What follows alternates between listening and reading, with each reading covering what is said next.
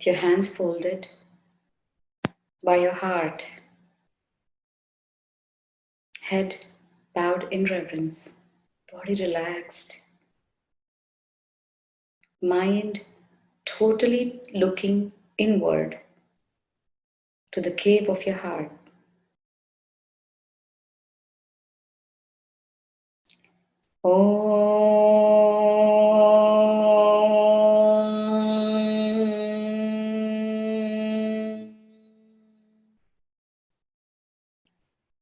कुण्डली कुमारी कुटिले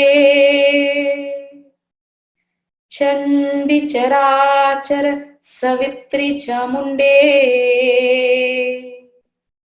गुणिनि गुहारिणि गुह्ये गुरुमूर्ते त्वां नमामि कामाक्षी गुरुमूर्ते त्वां नमामि कामाक्षी गुरुमूर्ते त्वां नमामि कामाक्षी अखिल जगन्मातो मां तमसा तापेन च आकुलानस्मान् अनुगृह्णात् अनुकम्पा सुधाद्रया हसित चंद्रिकया। बोलो जगन माता की जय।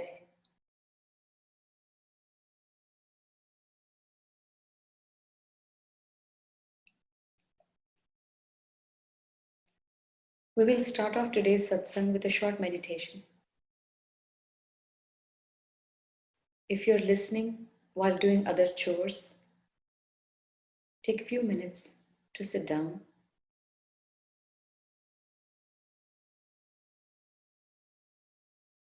The mind that's focused outward, that's turned outward, let it make an about turn and look at the heart. The mind is not the body. The body will be still and looking straight. The mind will just look at the cave of the heart.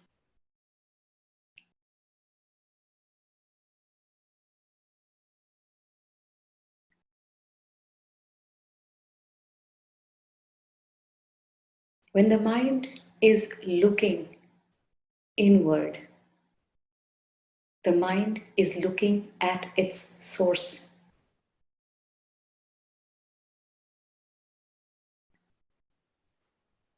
Let us, for a few minutes, meditate on our Atman, our soul. Don't visualize the mother there. Be aware of her presence. That's all is needed. Don't create a mental construct of her sitting there in any form. It's simple awareness that she's there. Like I'm sitting here and I'm aware of my kitchen and my drawing room. Similarly, just look within, being aware.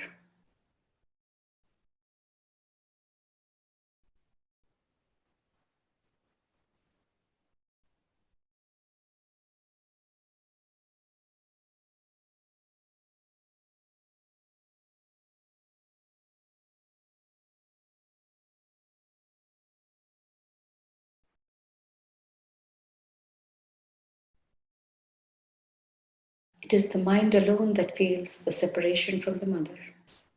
It is the mind that's the child of the mother. The mind is looking back.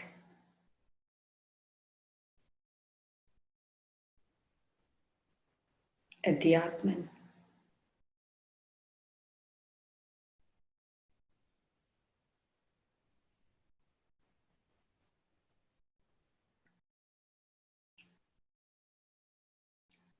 Just be aware that mother is within. The Atman is within.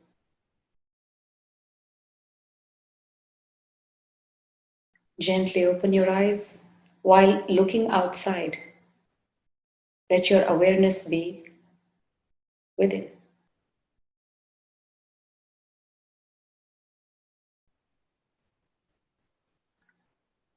That there is someone within.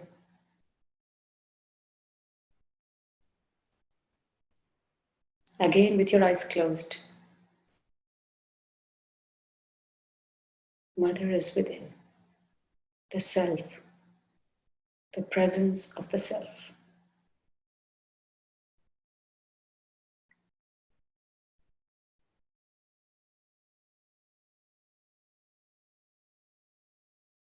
Maintaining that awareness of the presence, open your eyes. Still be aware.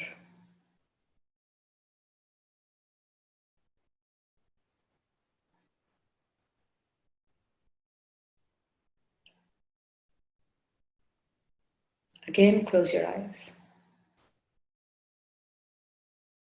Just a gentle awareness of the presence.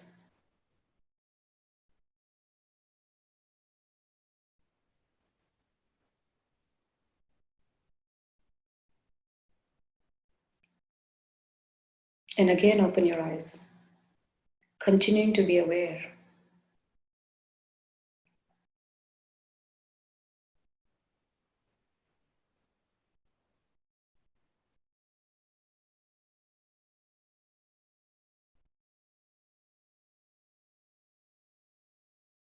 Now, throughout this satsang, just be aware that Mother is within.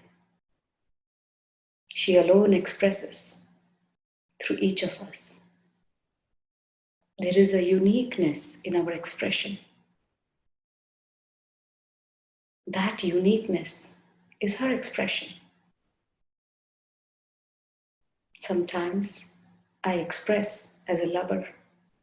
Sometimes I express as a mother. Sometimes I express as a wife.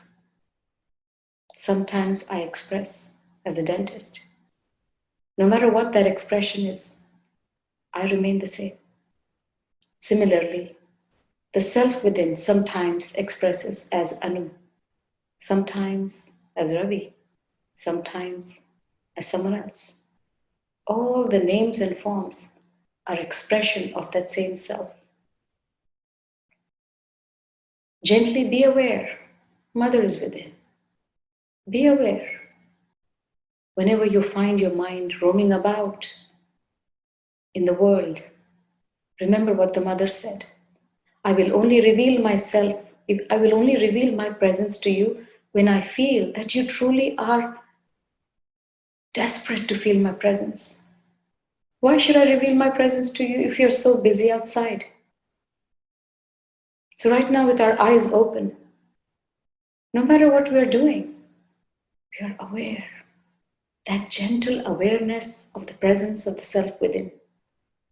You see, it requires no effort. No one needs to come and tell me, Anu, you are.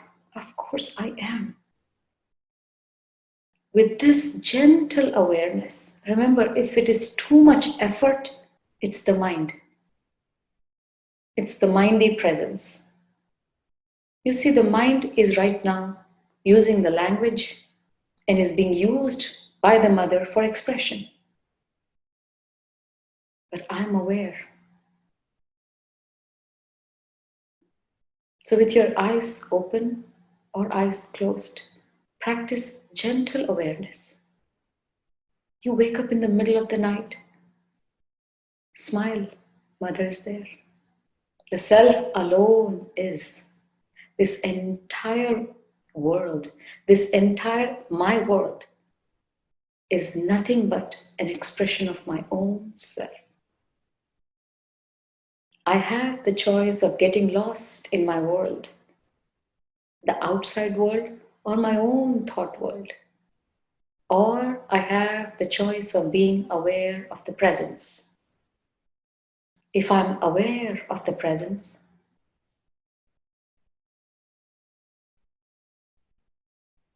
Mother alone is. Remember what Mother said today at the beginning of the satsang. Why should I reveal my presence to you? Tell me why. It is the secrets of secrets. Only yogis with pinpointed concentration, one pointed concentration, are able to hold my presence. Why should I reveal my presence to you? You're so busy roaming about in the world, either in the outside world or your own thought world. You don't value my presence. Beg for my presence day in and day out. Let me see you're desperate, and I shall reveal my simple presence within.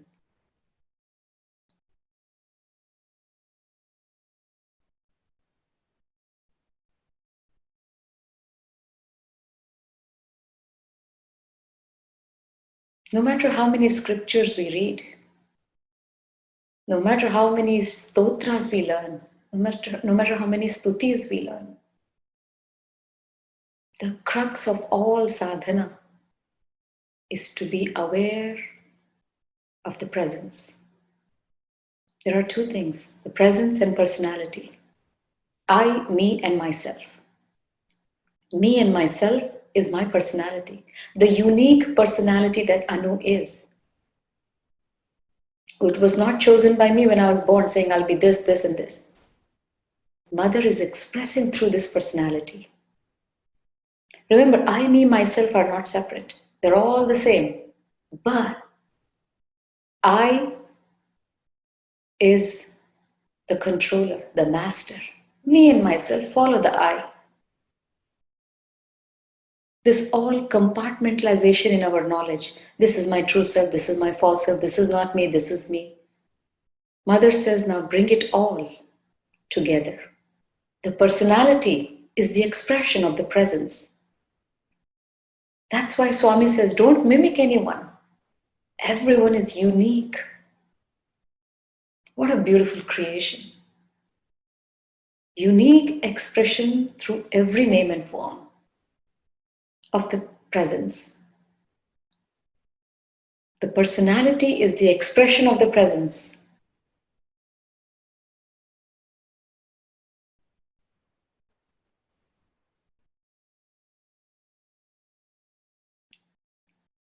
So let the self-reflections from here on be more of being in the presence. Right now with your eyes open, just be in the presence for a few moments. All you have to do is gently be aware, like you're aware that there is a room somewhere in your house and there is some object there. You're just aware, gently aware. You don't have to make your mind one pointed to be aware. Just a gentle presence, gentle awareness of the presence.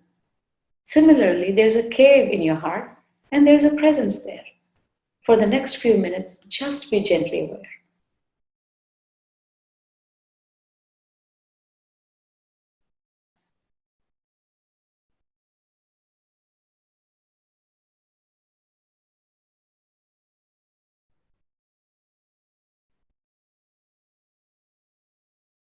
This state is called the state of being.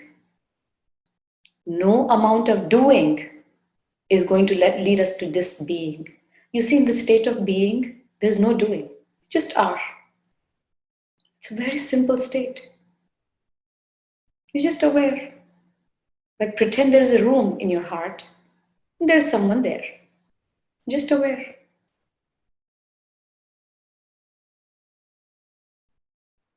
You just smile automatically. Because this is meditation on your Atman. And we will see today how Hemchud, once he tastes this, he says, oh, I'm just going to close my eyes and be in the presence of my Atman. And Hemlekha says, wake up, buddy. It's a wake-up call for you, because no. If the presence of the Atman is only dependent on your eyes closed, it's a false presence. Whether your eyes are open or you're closed, you're aware of this room that's in your heart. Just very simple. There is a cave, there's a beautiful room in your heart. Chintamani Graha. There's a Chintamani Graha in your heart, and the self as formless or formed aspect is present. And that's where bhakti comes into picture. When you are in love, to be in the presence of the beloved is very easy. No matter where you're just smiling in love. So think of something you love and place that thing inside. If it's Swami that you're in love with, be aware of his presence within. If you are in love with the Divine Mother, no form, nothing, just the gentle presence of her. She's ever watching, ever aware of what's happening. Don't curse your personality. It's the expression of the Divine Mother. Anyone, if it's Lord Shiva, remember that cave of the heart has his presence, either eyes closed or eyes open. It doesn't matter. Just gentle awareness of the room within. If it's Sri Hari, no form, just a gentle awareness. When you do that intensely, desperately, saying, Mother, I'll make myself worthy, because we love the word worthy. I'm not worthy. Well, if you think you're not worthy, make yourself worthy. When you're watching a scene outside, but your awareness is aware of the presence within, then your reactions will be subdued. Till then, the reactions are going to be violent because now you're involved in the scene. So practice being aware, gentle awareness of the presence. Because you see, in 24 hours, it's not like 24 hours is conflict outside. There are peaceful moments in our day. Those peaceful moments, let us come back.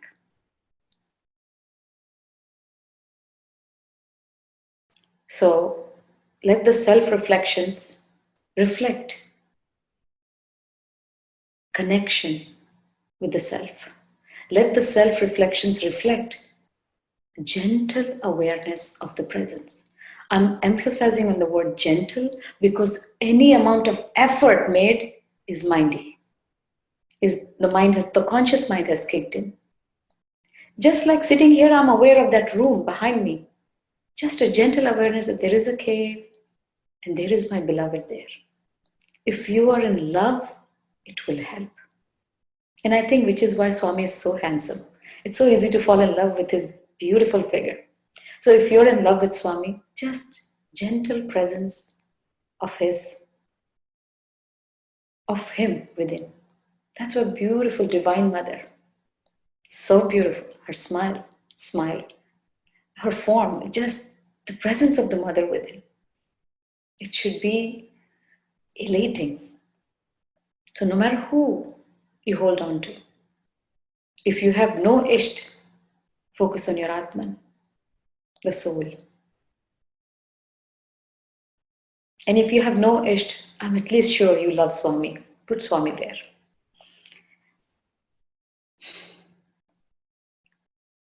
Okay, so continuing on with Tripura Rahasya. Throughout the satsang, I'll keep reminding gentle awareness. Gently be aware, we keep smiling.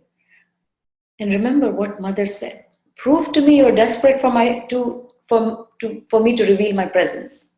Prove to me that you care about being aware of my presence. I shall reveal myself to you. In Vision of the Goddess, at the very end, Swami says, for the cry of a devotee, Mother reveals herself in no time. That is true. So we left off at 77, 78. Here, Mother as Hemlekha talks about awareness as subjective and objective. Subject is me, object is the thing that is in front of me. What we were doing, the state of being that we experienced, wherein we are gently aware that something is within me. Mother is within me. That's subjective awareness. You're aware of your own self. Then there is something called objective awareness. If there is a table in front of me, I will look at the table and you see my awareness will fall on the table and it will say, oh, this is a table. It's made of wood. It's low. It's high. Instantly, the conscious mind has come into picture. And the conscious mind is full of words, definitions, judgments. It will not look at the table. It will say, oh, it's a table, it's made of wood, it's a low table, it's this, it's that. I had seen another table that's better off than this. Mind is full of words, judgments, definitions, concepts, ideas. Now, whatever may be in front of you, just look at it. Keeping the mind quiet. Being in subjective awareness, look at anything in front of you. You're only aware of within. Whatever is in front of you is there in front of you. Don't let your mind come up with definitions, ideas, concepts, judgments, labels, anything. Just look at whatever is in front of you, being completely aware of subjective awareness, being aware of your own self, of the presence within.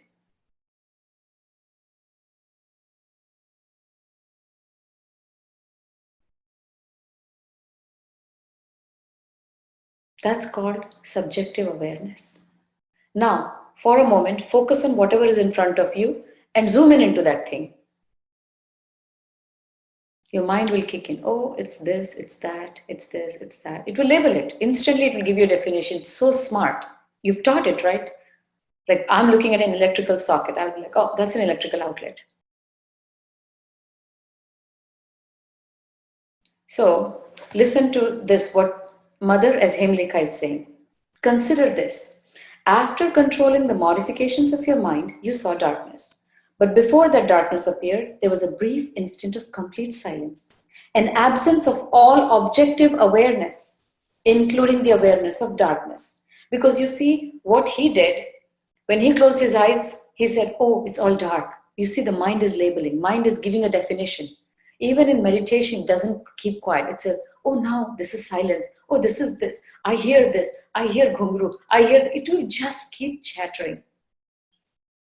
So what she's saying is, consider this. When you closed your eyes, you saw darkness because you defined it, which means the mind is in play. Before the darkness appeared, there was a brief instant of complete silence and an absence of all objective awareness, including the awareness of darkness. In that state in which you are entirely alone, you're only with yourself. Always think of that state of experience. It is the source of supreme bliss. People with outward-oriented minds remain unaware of this state. You could be watching TV, you could be outside in a party. It doesn't matter. Just like you are gently aware that I have a house and I'm going to go back to that house, you are aware of the cave of your heart and someone who's sitting within, someone who's expressing as your personality. Then she says, learned and skillful seekers continue their search, yet do not attain that highly evolved state. I'm seeing two of myself. So learned and skillful seekers continue their search, yet do not attain that highly evolved state. These seekers worry and become sad, for they do not know that state. Theoretical knowledge of these scriptures can never make anyone adapt. You see, that's what Swami keeps talking about. Because when you have read too many books, right? As soon as you close your eyes, your mind says, oh, this is darkness. Oh, wait, this is silence. I see a form. I see blue light. I see red light. I see rainbows. It is talking. It is judging, constantly aware, objectively. It is telling you what's happening, yet unaware of itself. So this gentle awareness that something is within. Don't label that something just yet. You can always say Mother Divine is within me. That's it.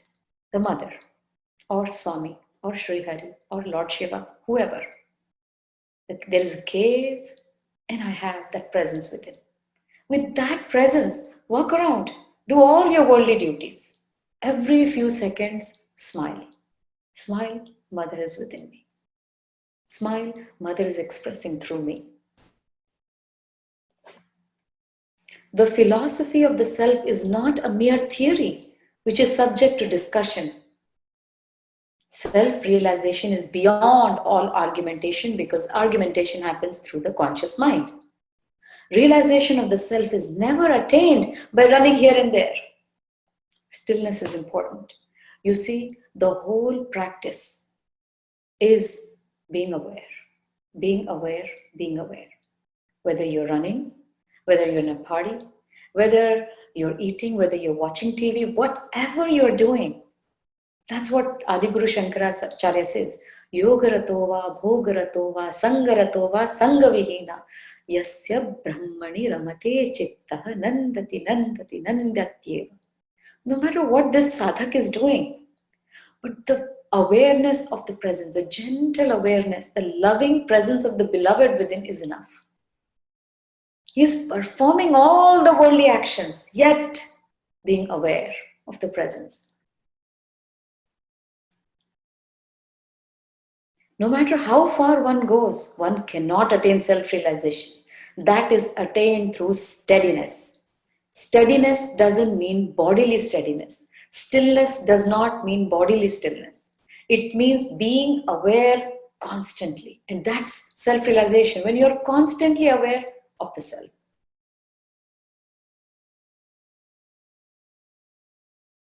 Pure knowledge is not realized through mere contemplation. It is realized after renouncing all desires, but never by performing any action. You see, all actions happen outwardly, but all that needs for self-realization is something that happens within. Antarmukha samaradhya bahirmukha sudurlabha. In the Lita Sahasranaam, Mother's name is the one who is only known within. And outside search, she is impossible to reach. Look, you're so close to her presence, yet we look outside.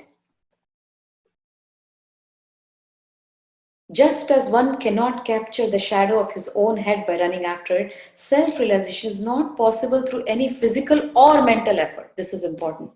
No matter what physical effort you do, and no matter what mental effort you do, all it is the gentle awareness of the self.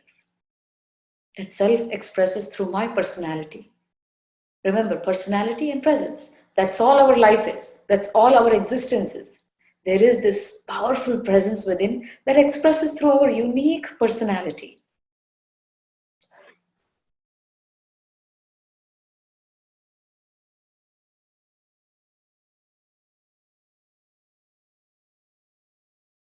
And I don't want to read everything because I know we're all serious seekers, right? We'll go read all this.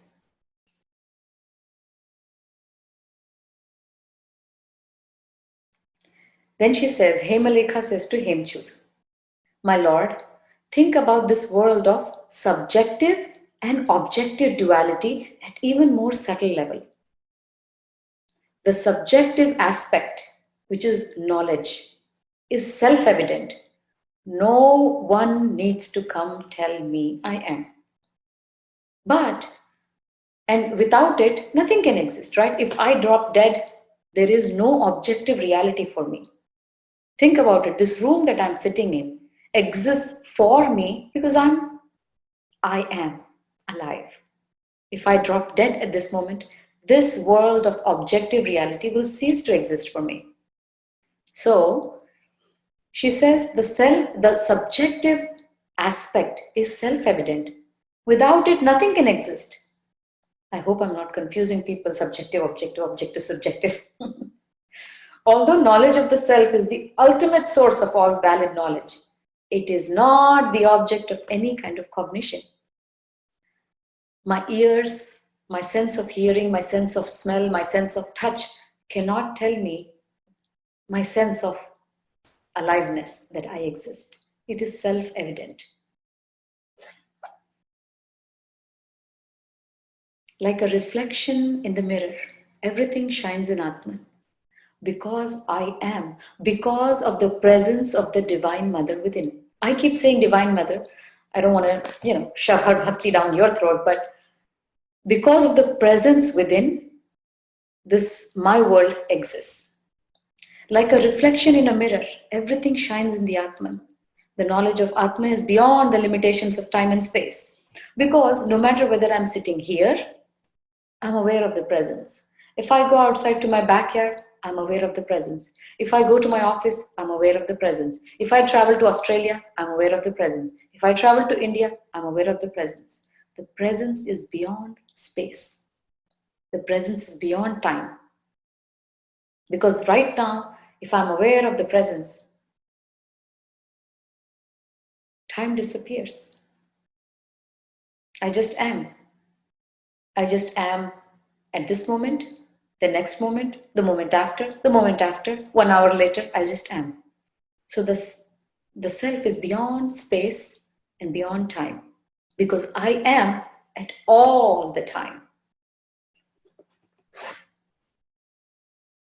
O Prince, the pure and still mind can realize the unity in diversity. Pure and still. Pure because the mind that is still entangled in the scene, whether the outside scene or the inside scene.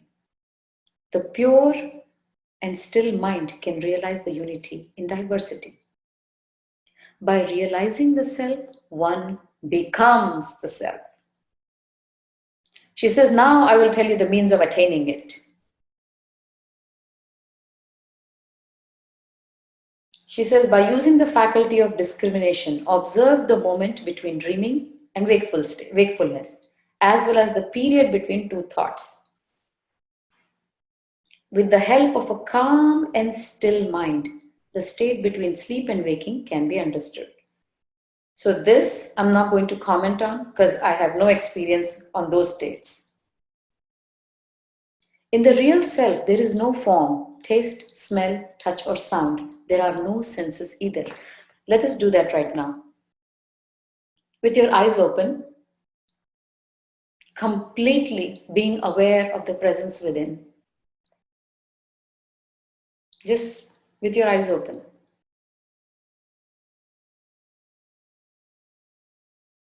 You see, the mind is not saying, oh, this is that, this is this, I hear this sound, I hear that sound. You just are the self. There are no senses because there is no definition, because your awareness is now completely within.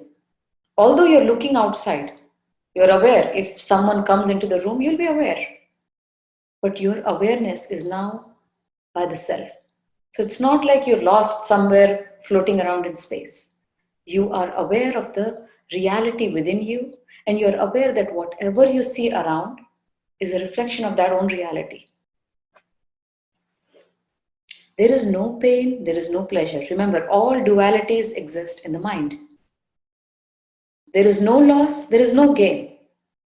This is the summum bonum of life. Although it is the source of all, it is beyond all. It is the Lord of all, the creator, the preserver, the annihilator. Let a seeker stop the outgoing flow of mind by turning it inward. You see, the mind is looking outside. What's happening outside? What are people saying? What are people doing? What am I thinking? Let the mind completely be aware. Give the mind a task. Be aware of the presence within. Be aware, be aware, be aware.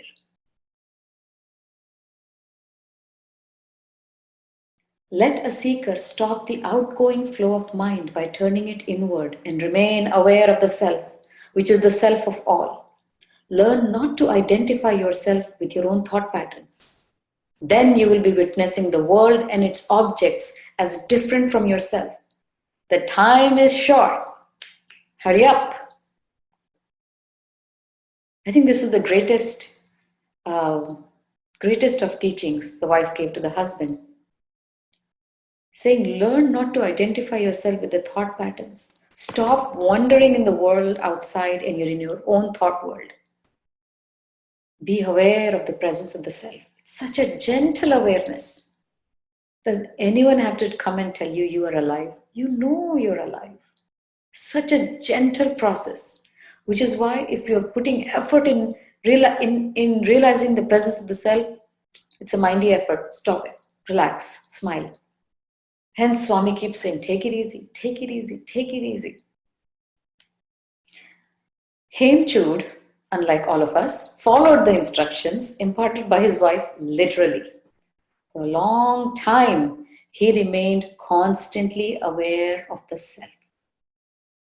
When he came out of samadhi, he forgot the objects of enjoyment. You see, before enlightenment, chalk would fetch water. After enlightenment, chalk would fetch water. What changed? The only thing changed is the perspective. So instead of mind now looking outward, focusing on what people are doing, focusing on what the mind is thinking, the mind is just aware of the self. Has turned inwards and is now only aware of the self. Still doing chop would fetch water, but what changed? The awareness, the perspective changed. I hope I'm not talking too fast. I had a big cup of Starbucks coffee and I feel a little hyper. Okay, so I think we will be finishing up Hemlekha and Hemchud story, Hemlekha Upakhyan. So after, let me read that last one again. Hemchud followed the instructions imparted by his wife literally for a long time. Not moments here and there during the day, for a long time, he remained constantly aware of the self. When he came out of samadhi, what is samadhi? To be constantly aware of the beloved is samadhi. He forgot the objects of enjoyment because now he has tapped into the ocean of bliss. What is he going to seek? Joy outside eating ice cream? Of course not. Now, with the last chapter, which is chapter 10, with the teaching of Hemlekha, the whole city became wise.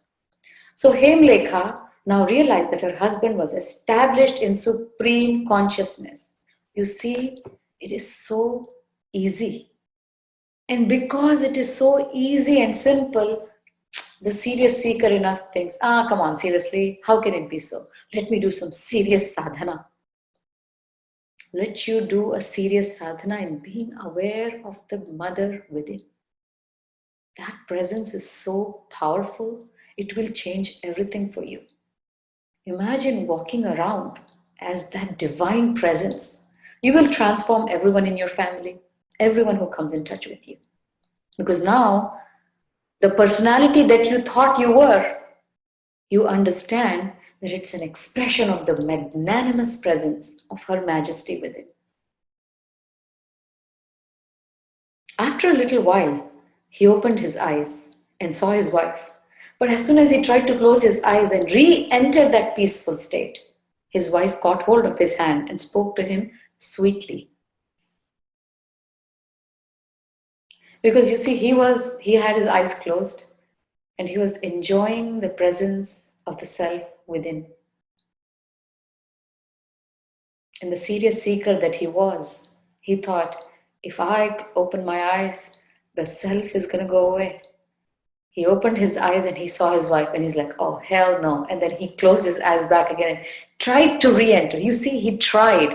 That's the key word. As soon as you are trying, give up because you're already in a mindy state. The mind has kicked in. Because there is no effort needed to be yourself. There's an effort needed to be someone else. But she realized that because she's the wise one. She says, oh, Prince, tell me, what is your plan?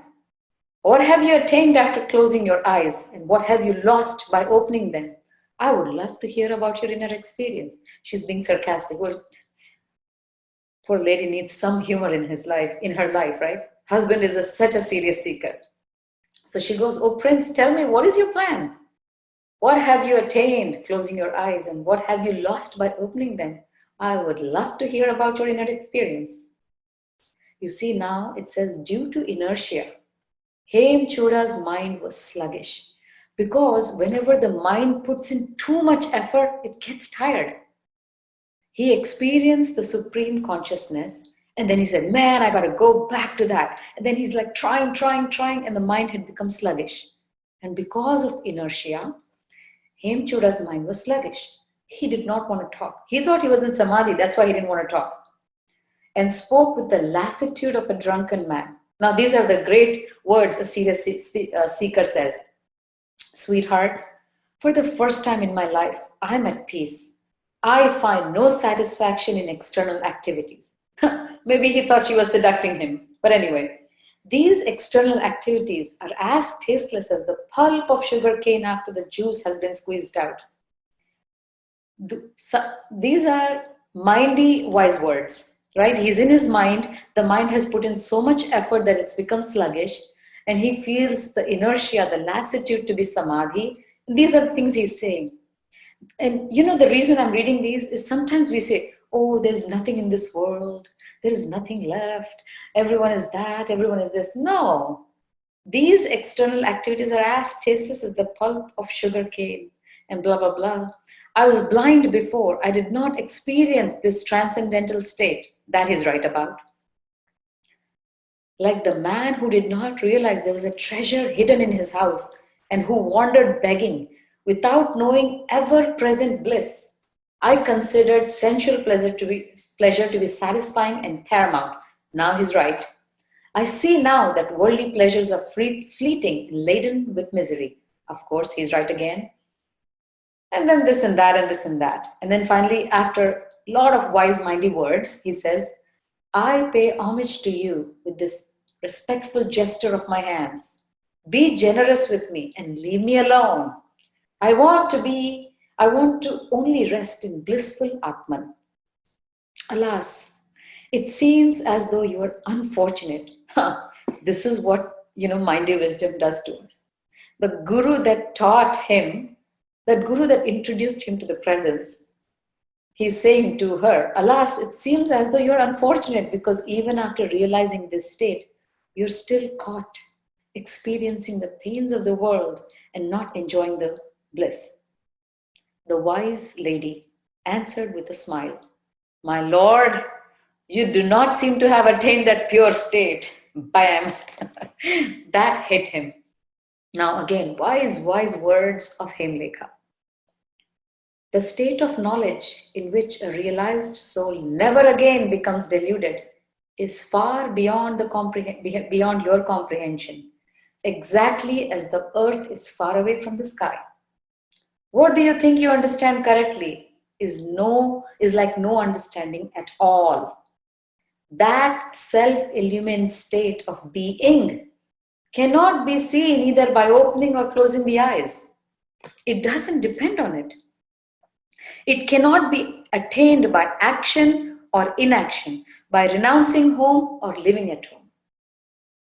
You see, whether you renounce the home or you live at home, whether you do a lot of action or whether you do no action.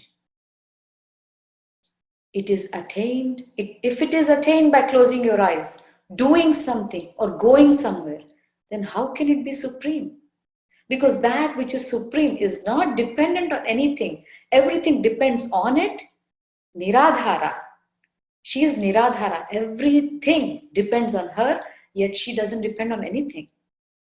If it is attained by closing your eyes, doing something or going somewhere, then how can it be supreme? That is poor knowledge, the awareness of which disappears when you open your eyes. How heavy is your delusion? What can I say about your amazing belief that knowledge of the absolute reality in which millions of galaxies rest in a corner disappears when you open your eyelids? She's saying, what can I say about this heavy delusion of your mind?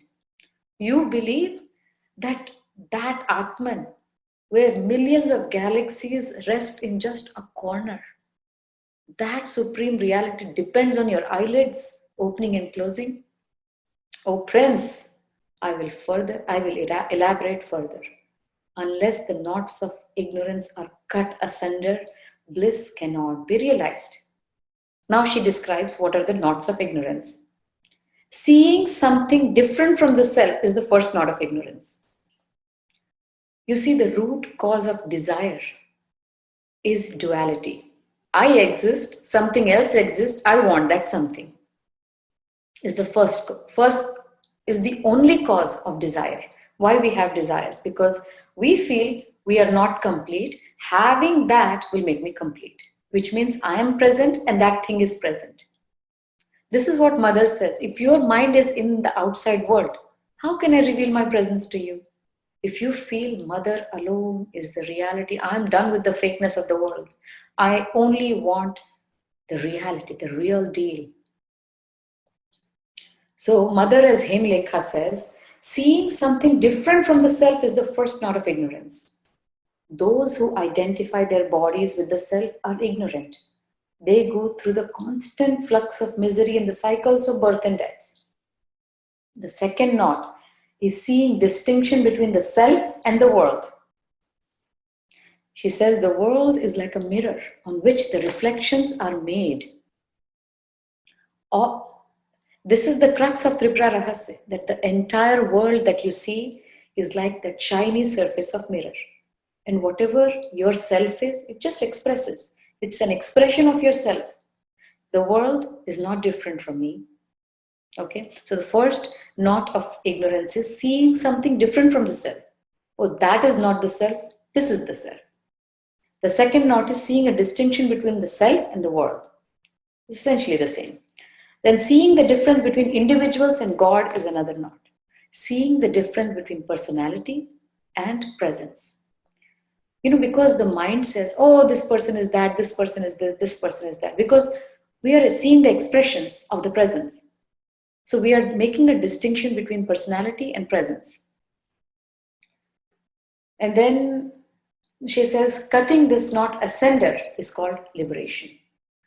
Of course, theoretical understanding of this concept is one thing, and practicing is another. And that practice is what Swami talks about. Keep practicing. Satudirgha kale nairantariya satkara sevito dridabhumi. One of the sutras of Patanjali Yoga Sutras.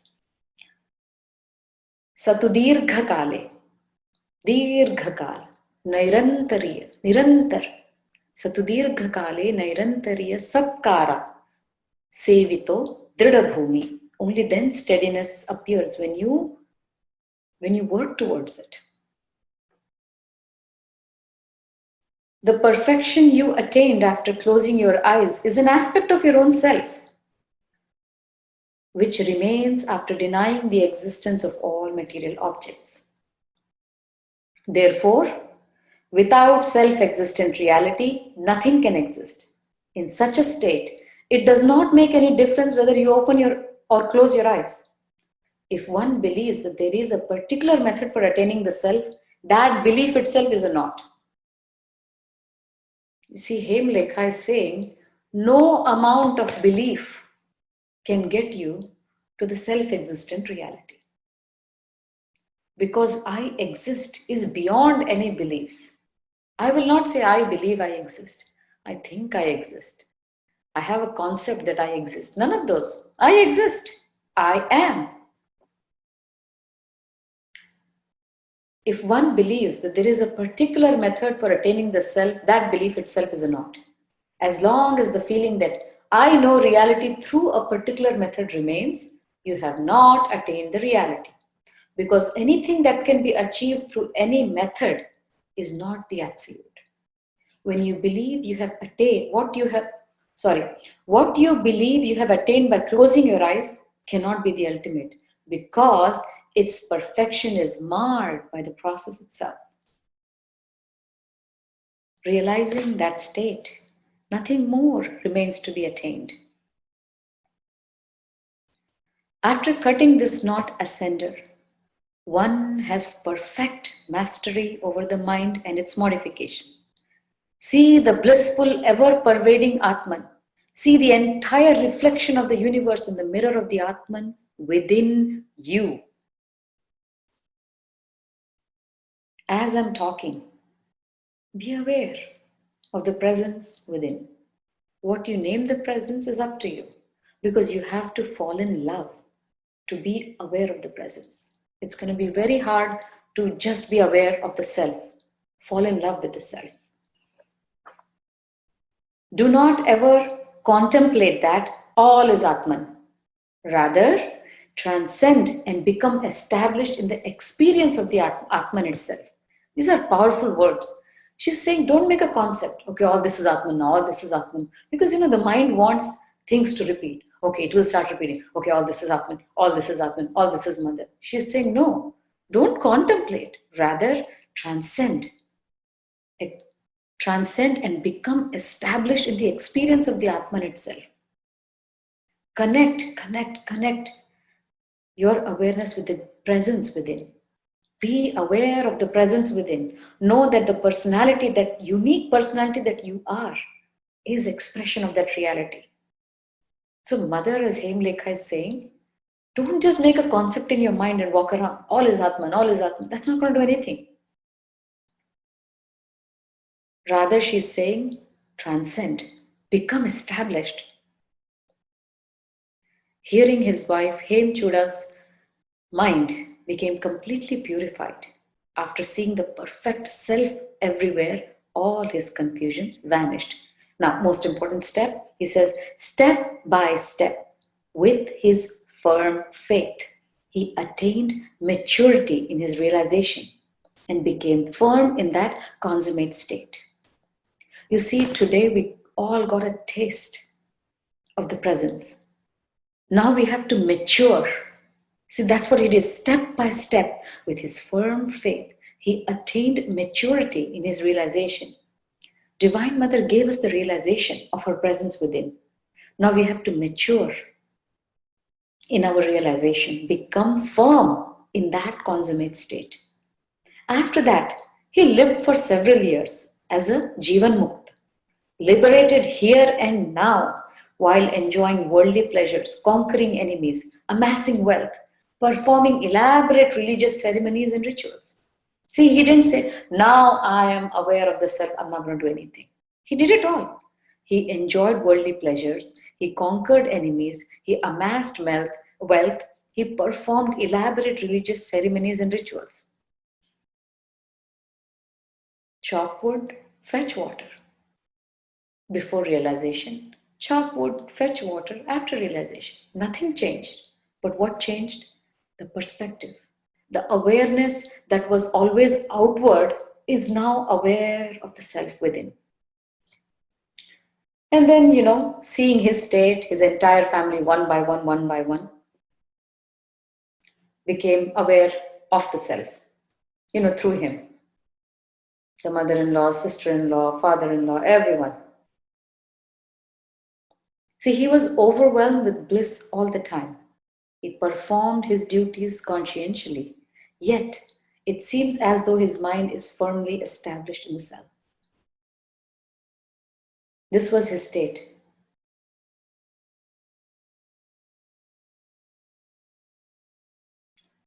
And the entire city, one by one, they all became realized. Although they continued their occupations as determined by their previous sanskaras, which means if someone was a cobbler, even though he was self-realized now, he continued doing what he was doing. If someone was a doctor, continued doing what they, although self-realized, continued to do what they were doing. So it's not like we'll become self-realized and quit all the work. Whatever our previous sanskaras, whatever the ripened karmas are there, will continue. Nothing will change. They never considered their given duties to be good or bad, auspicious or inauspicious. Whatever needed to be done, whatever presented to them in their life, they did it willfully, joyfully. That was the whole point of doing what we are supposed to do willfully and joyfully. Whether it's good, whether it's bad, whether it's auspicious, they were just performing it. They bothered themselves neither about the past nor the future, thus remained cheerful by living in the present, overwhelmed with bliss while discharging their duties. Discharging. We have to discharge our duties. So I'll read the state of these people in this city. They continued their occupations as determined by their previous sanskaras. They never considered their given duties to be good or bad, auspicious or inauspicious. They bothered themselves neither about the past nor the future, thus remained cheerful by living in the present, overwhelmed with bliss while discharging their duties. Parrots and cockatoos in their cages sang the song of eternal wisdom. Contemplate the self as pure consciousness, beyond both subject and object. Like reflections in a mirror, this external world is not different from your consciousness. I am consciousness, and consciousness is immovable, yet it makes other objects move, which is why we keep saying nothing is happening. It all seems like a bunch of things are happening. Truly, nothing is happening because it's just a projector and it's just the surface of the mirror. The surface of the mirror is still. Images keep changing. The surface of the mirror is still. Pay attention to the surface of the mirror upon which all of this show is happening. O people of the world, end your ignorance by fixing your awareness one pointedly on ever illumined consciousness. Meditate on that which is the source of all. This was what the parrots were singing.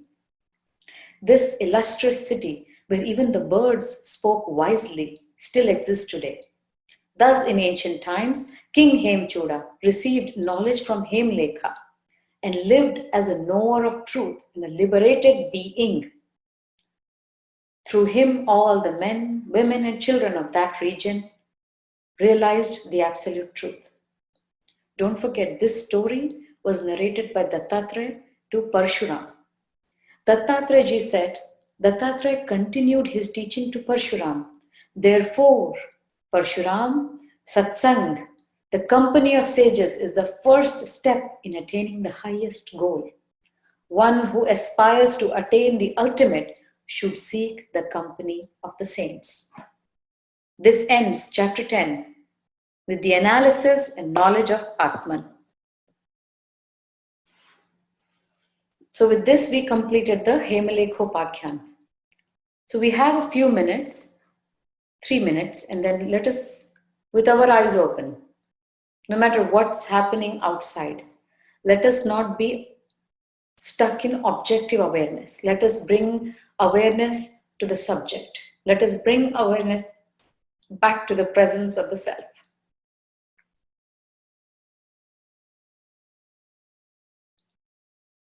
Play with this. Sometimes close your eyes, sometimes open your eyes, sometimes listen. No matter what's happening, I'm aware of the self.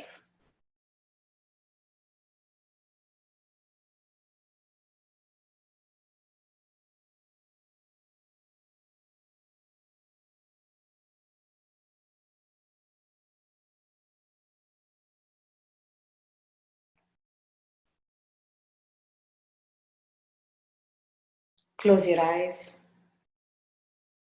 aware of the self. Don't look for any lightning, thunder, fireworks, just gentle awareness of the self.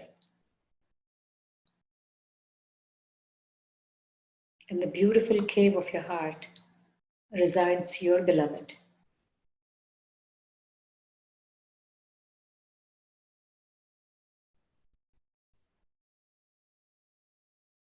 Open your eyes, be aware of the self.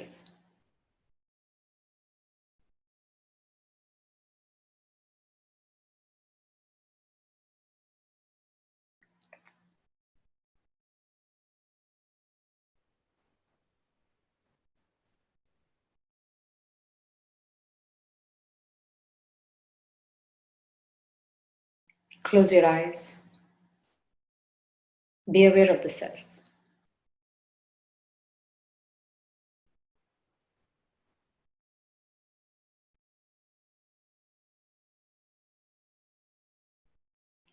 No labels, no definitions, no concepts, no images, just a gentle awareness of yourself.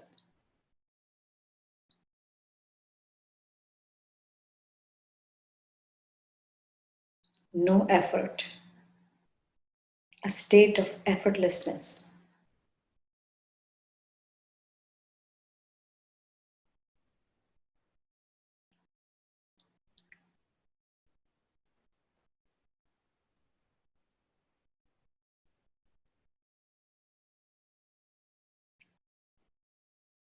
You can open your eyes. Let's see if there are any questions. Being aware of the self.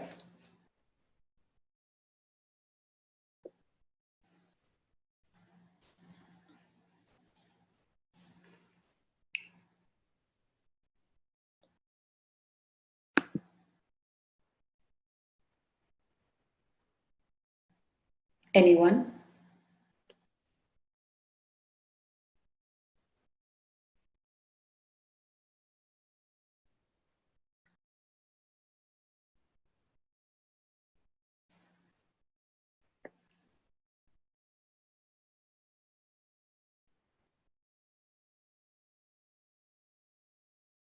Being aware of the self.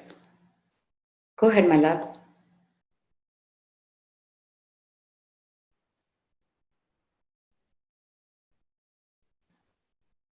Hi, Anu.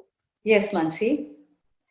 I think you didn't speak about this one line Mm-hmm. where he talks about um, being aware of the space between two thoughts.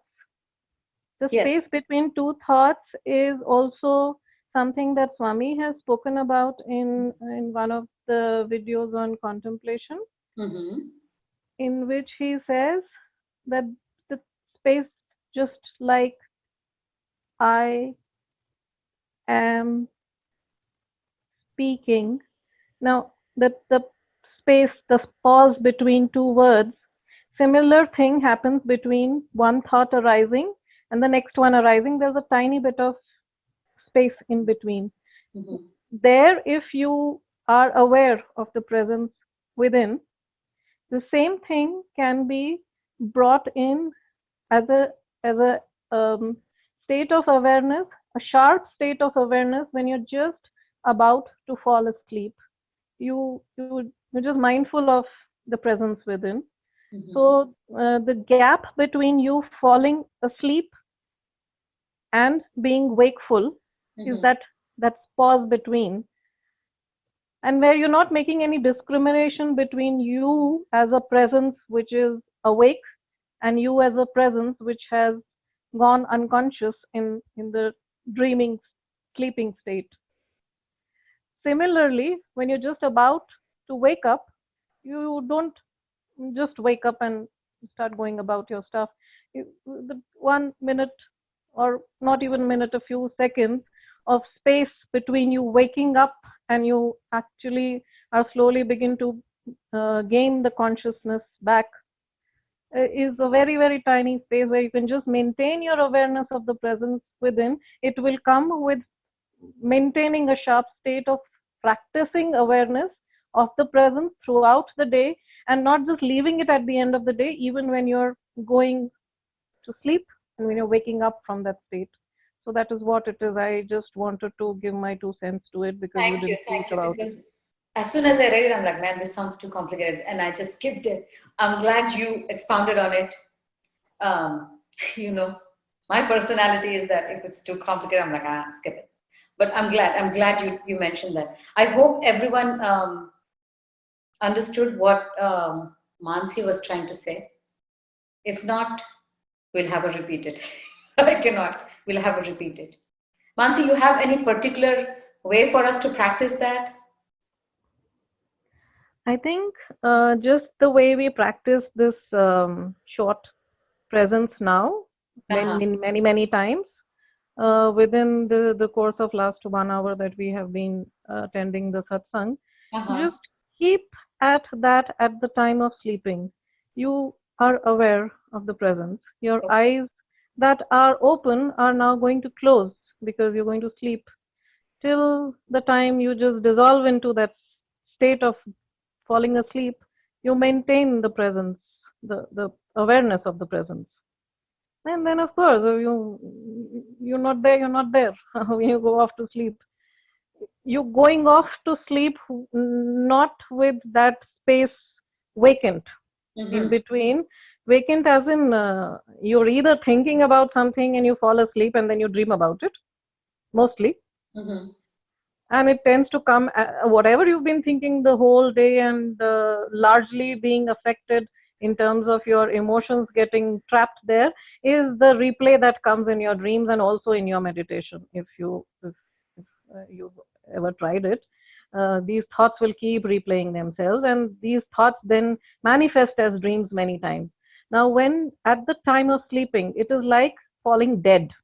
At the time of falling dead, you whatever you think is going to determine your next birth is what every saint, every scripture has said. Similarly, you consider this falling asleep as a mimic of falling dead. So falling dead with what thought? Falling dead with what awareness as presence? You, you're just falling asleep. And when you're waking up, you're taking birth again. With what thought are you taking birth? It's a thoughtless state. Thoughtlessness means what? It is either you're not thinking, you're just aware of the presence, or that presence is pointing towards something which you may call mother, you may call yourself, you may call Atman. You are just aware of this being which is breathing, this being which is waking up. So it may sound very complicated, but it isn't. It is just about one word: being aware. Don't lose the thread of awareness even while falling asleep or waking up. That's about it. That's beautiful. Yes, I shall try that. Fall dead and have a new birth. Really beautiful. And if you're still confused, just fall asleep in mother's lap and wake up in her lap. That's about it. I cannot make it simpler because it will only come when you try and attempt Yes, yes. practicing awareness. Like So that's true. That's true. We'll practice this, and of course, if we have questions, we have the group, and we can pose it there. Anyone else?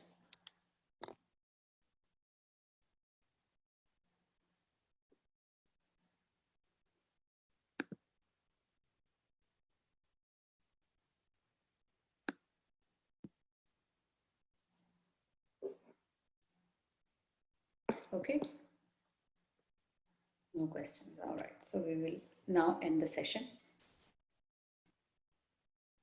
Om Purnamadaha Purnamidam Purnat Purnamudachyate Purnasya Purnamadaya Purnameva Vashishyate. Om Shantihi Shantihi Shantihi. Harihi Om Shri Gurubhyo Namaha. Harihi Om.